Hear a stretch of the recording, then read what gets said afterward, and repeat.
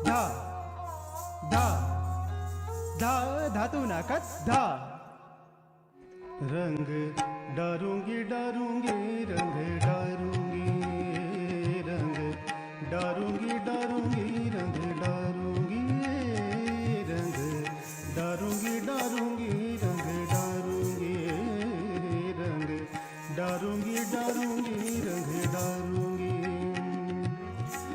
नंद के लालन पे नंद के लालन पे नंद के लालन पे रंग डारूंगी डारूंगी रंग डारूंगी रंग डारूंगी डारूंगी रंग डारूंगी नंद के लालन पे नंद के लालन पे रंग डारूंगी डारूंगी रंग डारूंगी रंग डारूंगी डारूंगी रंग डारूंगी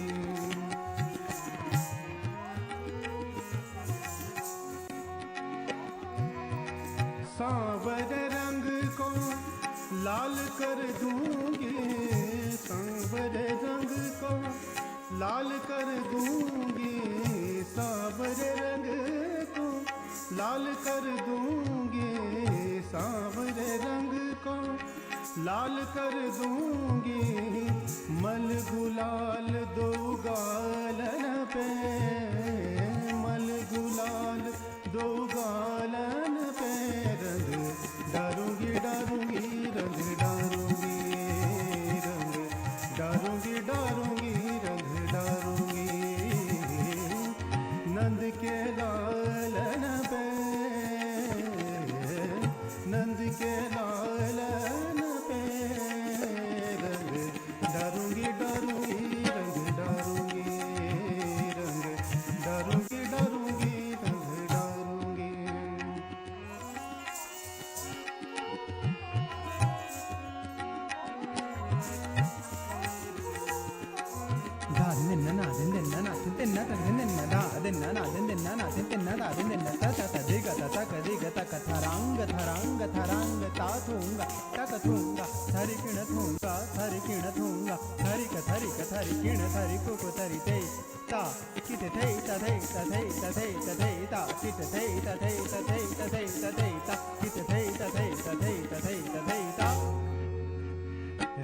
रंग डारूंगी डारूंगी रंग डारूंगी रंग डारूंगी डारूंगी रंग डारूंगी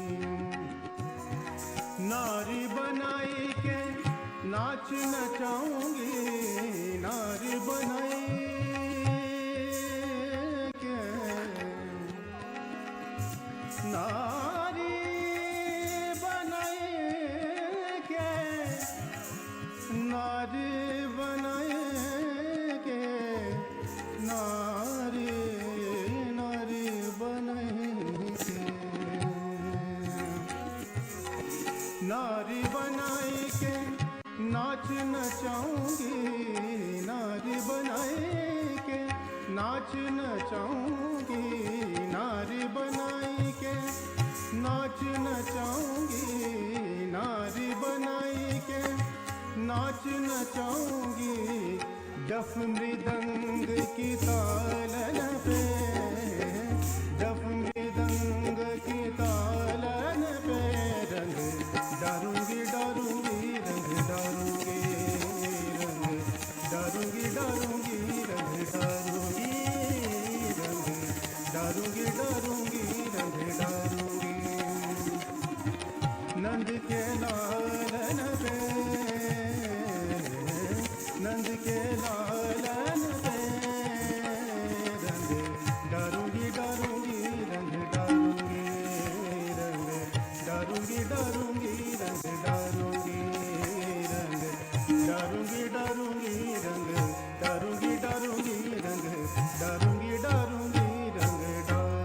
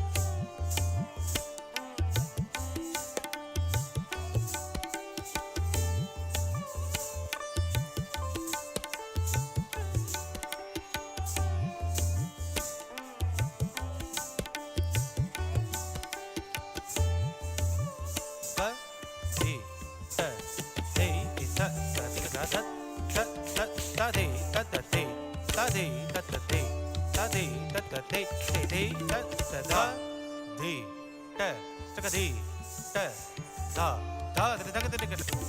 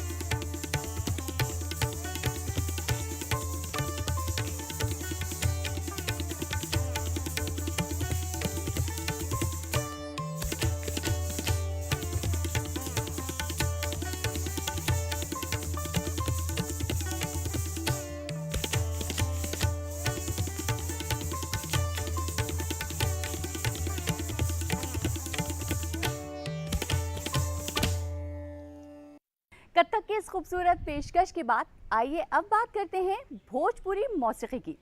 जी हाँ नाज़रीन, भोजपुरी मौसीकी में होली का अपना एक अलग रंग है। होली के दिन गीली होली, सूखी होली और उसके बाद एक साथ बैठकर होली के गाने गाना हमें गांव की मिट्टी की तरफ ले जाता है। इस मौज मस्ती के माहौल में रक्स करने का अपना ही एक अलग मज़ा है। इस मस्ती के माहौल को आइए दोबाला कर लेते हैं और आपको दिखाते हैं भोजपुरी की ये पेशकश। अरे आज बिरज में होरी रे रसिया, आज बिरज में होरी रे रसिया, आज बिरज में होरी रे रसिया, आज बिरज में होली रे रसिया, आज बिरज में होरी रे रसिया,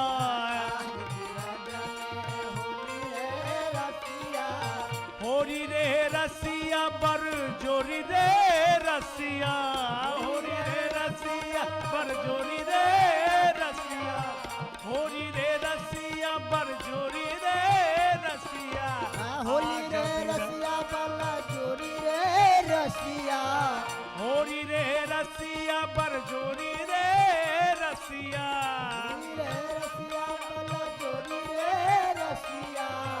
आज बिरज में होरी रे रसिया,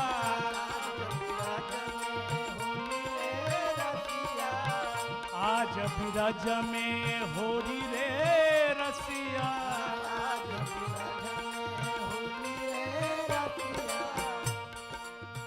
अपने अपने घर से निकसी, घर से निकली, अपने अपने घर से निकसी, अपने अपने घर से निकली, कोई सांवर कोई गोरी रे रसिया, कोई सांवर कोई गोरी रे रसिया, कोई सांवर कोई गोरी रे रसिया,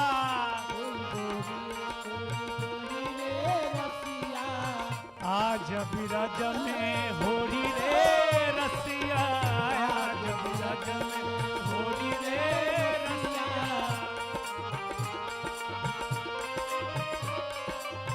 उड़त गुलाल लाल भय कान्हा, लाल लाल भय कान्हा, उड़त गुलाल लाल भय कान्हा,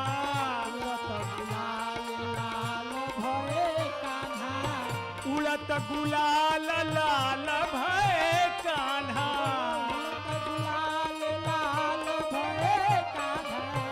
उड़त गुलाल लाल भय कान्हा,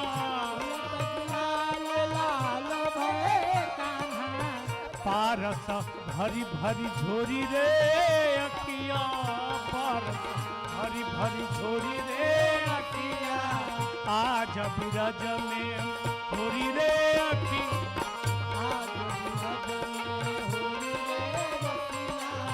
आज बिरज में होरी रे रसिया, आज बिरज में होरी रे रसिया, आज बिरज में होरी रे रसिया,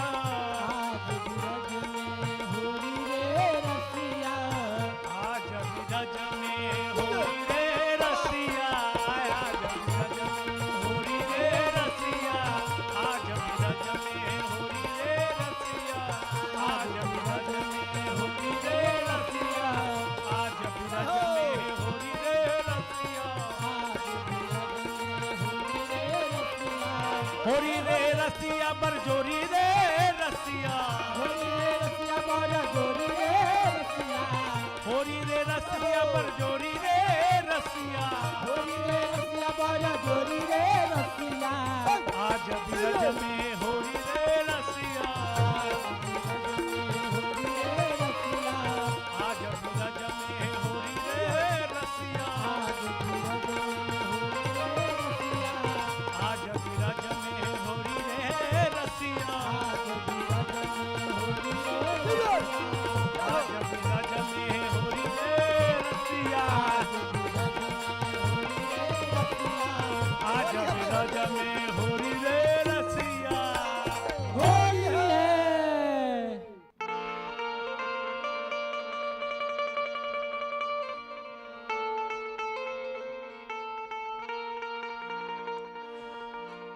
रवा सभा के प्रेम सागर सिंह की तरफ से दोनों हाथ जोड़ के प्रणाम बा। भैया जब फागुन के महीना आवेला तो बिहार उत्तर प्रदेश में कुछ भोजपुरांचल में पहचान उभर जाला। ये मुक्तक के माध्यम से वो पहचान के बतावे के प्रयास बा।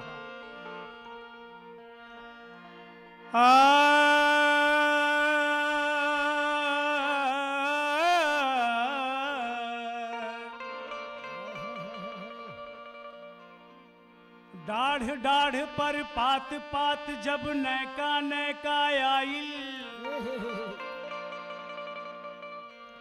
तब बुझिहा कि ये भैया रंग बाज फगुनवा आइल। गेहुआ से सिसकारी फूटे, तिलहन जब खन खन खन के,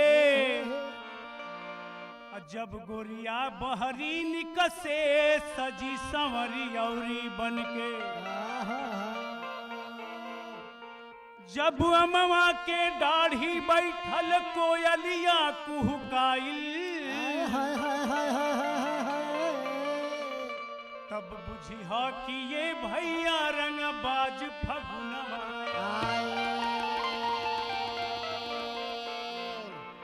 जब परदेसी लोग गाँव जाला तो राहे में रंगा जाला कि जब पियावा परदेसे से लाल रंग होई आवे, जब किसान मुहवा से कौनो फगुआ के गीतिया गावे। जब गोरी के मुरझाइल मुहवा खूबे हरियाइल, तब बुझिहा कि ये भैया रंग बाज फगुनवा आइल।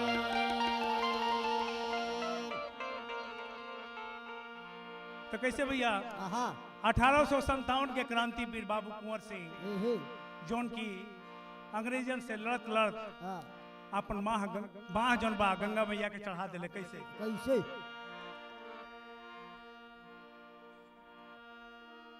बंगला में उड़ेला अबीरया हो लाला, बंगला में उड़ेला अबीर हो बाबू।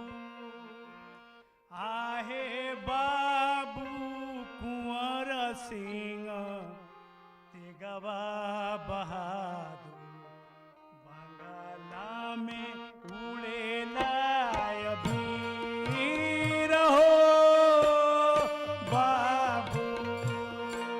आहे बाबू कुंवर सिंह तेगवा बहादुर, बंगला में उड़ेला अबीर हो बाबू।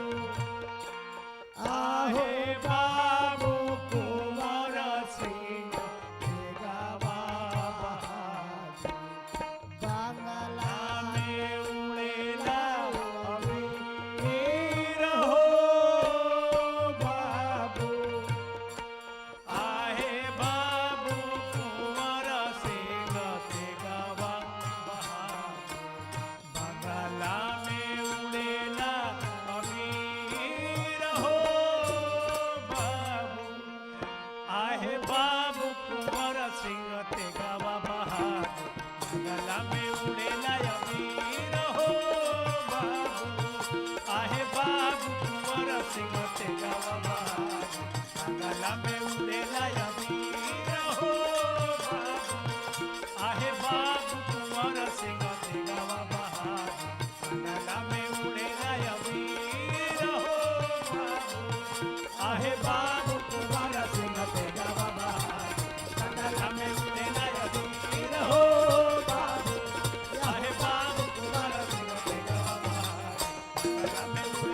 अबीर हो बाबू।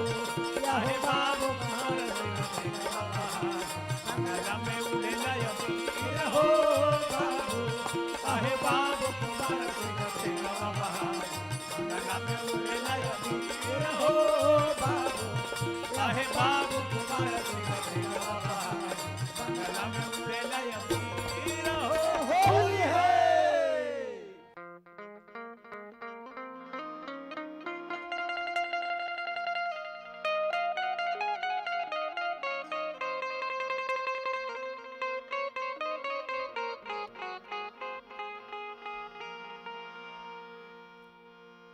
सिया निकसी किसिया निकसिया वधवा के ओर होरिया खेले राम लला सिया निकसिया वधवा के ओर होरिया खेले राम लला सिया निकसिया वधवा के ओर होरिया खेले राम लला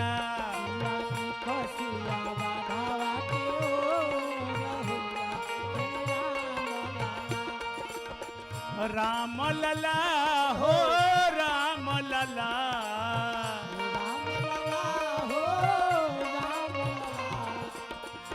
सिया निकसिया वधवा के ओर होलिया खेले राम लला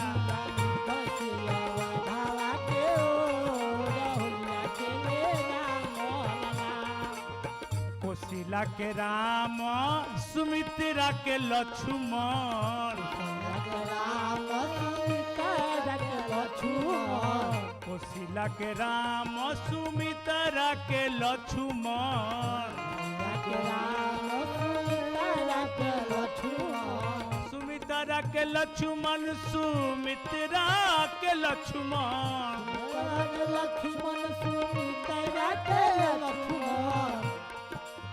के कई के भरत भुआल होरिया खेल राम लला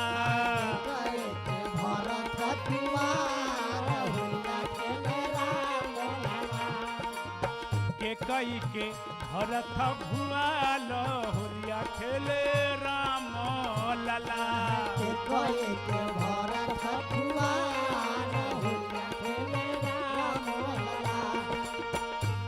सिया निकसिया वधवा के ओर होरिया खेल राम लला निकसिया वधवा के ओर होरिया खेल राम सिया निकसिया वधवा के ओर होरिया खेल राम लला सिया निकसिया वधवा के ओर होरिया खेल राम लला सिया निकसिया वधवा के ओर होरिया खेल राम लला सिया निकसिया वधवा के ओर होरिया खेल राम लला होली है। ज्ञान भाई अरे बहुते होरी भइल अब तनी नाच भी हो जाए। तो यहाँ के अप्सरा बैठल बानी कौने दिन खातिर बुलाई आई जी तनी फगुआ पे एगो बिल्कुल बिल्कुल आई जी अपन नृत्य दिखाई कि बाजता बधैया जी बाजता बधैया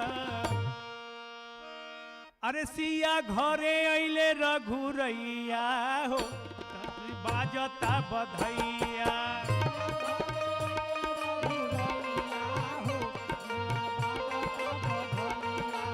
बाजता बधैया जी बाजता बधैया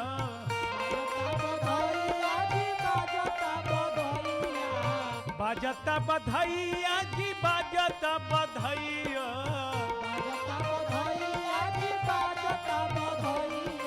सिया घरे अइले रघुरैया जी हरि बाजता बधैया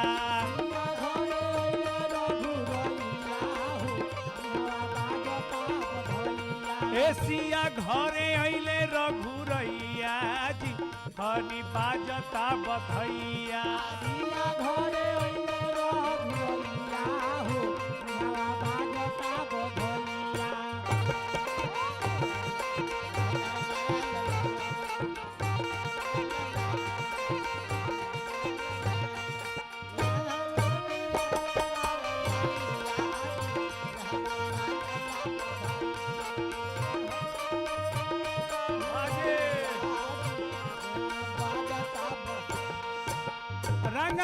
वीर संगे ए ज्ञान जी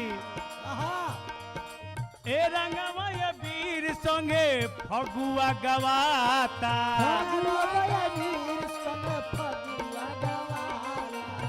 पहुन के रंगे खातिर रंगवा घोराता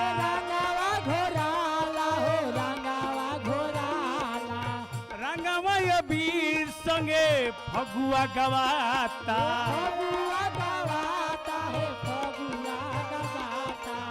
पहुन के रंगे खातिर रंगवा घोराता पाहुन के ह श्री रामचंद्र जी अपन चारों भाई लोग के साथे आइल बने ए रंगमय वीर संगे फगुआ गवाता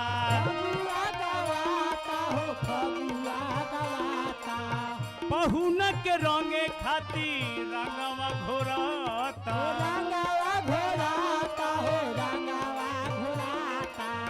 संगमा में बाणे चारो भैया जी ए संगमा में बाणे चारो भैया जी हरी बाजता बधैया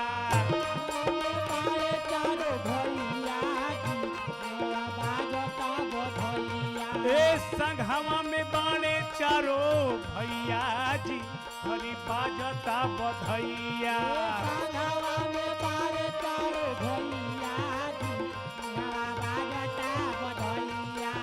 बाजता बधैया हो बाजता बधैया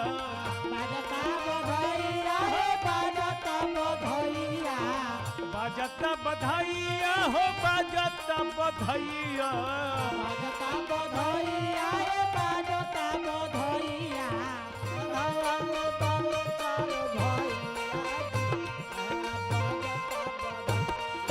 बाजता बधैया जी बाजता बधैया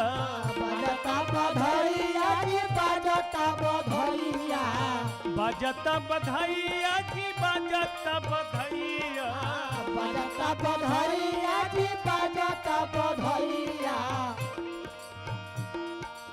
सिया घरे अइले रघुरैया जी हरि बाजता बधैया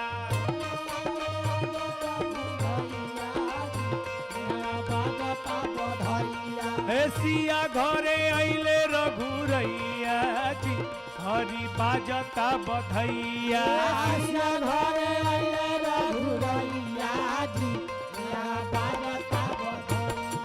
सिया घरे अइले रघुरैया जी हरि बाजता बधैया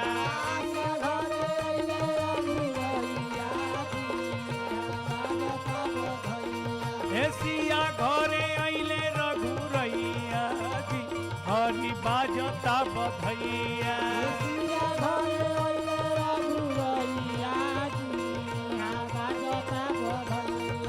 सिया घरे अइले रघुरैया जी हरि बाजता बधैया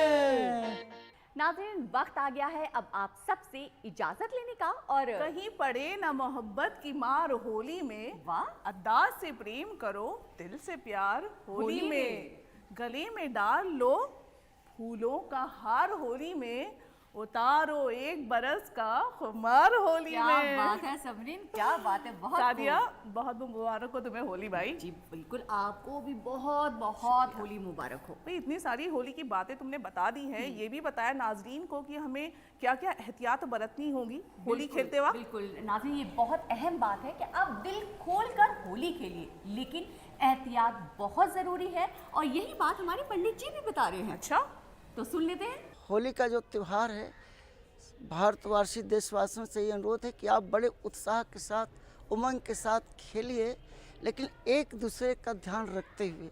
हमें जो है, जो मार्केट में केमिकल का कलर है उनको नहीं खेलना चाहिए, उनसे नहीं खेलना चाहिए, और जो नेचुरल आपको कलर मौजूद हैं उससे आप खेलिए, ताकि किसी के स्किन का कोई प्रॉब्लम नहीं। जहाँ तक हो रंग न खेल करके अबीर गुलाल लगाइए, वो भी नेचुरल, वो ज़्यादा अच्छा होता है। नहीं तो पानी की बर्बादी भी होती है।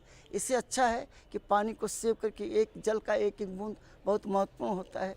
इंसान कपड़ा खराब होता है, तो इनसे बच करके आप सिर्फ जो गुलाल हैं, अबीर और गुलाल, वो भी नेचुरल जो प्राकृतिक आजकल मार्केट में उपलब्ध है हर्बल, उसको इस्तेमाल करिए और खूब आनंद से अबीर गुलाल लगाइए, गले मिलिए और सबको गुजिया खिलाइए, स्वीट खिलाइए, मिठाइयाँ खिलाइए और आनंद उठाइए। तो नाज़रीन, अब वक्त हो गया है आपसे इजाजत लेने का, और मैं और सादिया भी जाकर जरा रंगों की मस्ती में डूब जाते हैं। बिल्कुल, और सेफ होली खेलिएगा।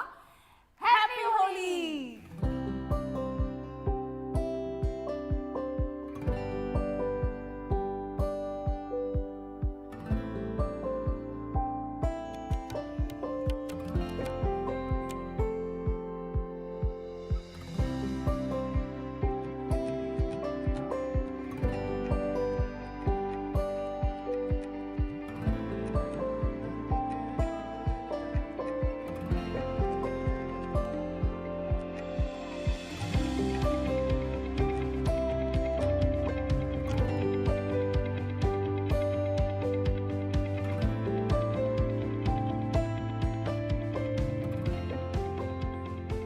वक्त आ गया है अब आप सबसे इजाजत लेने का, और कहीं पड़े ना मोहब्बत की माँ। हाँ, अच्छा चलो दोबारा लेते हैं। हाँ, दोबारा लेते हैं। Happy Holi, safe Holi. पहले सेफ होली, देन हैप्पी चलो। होली।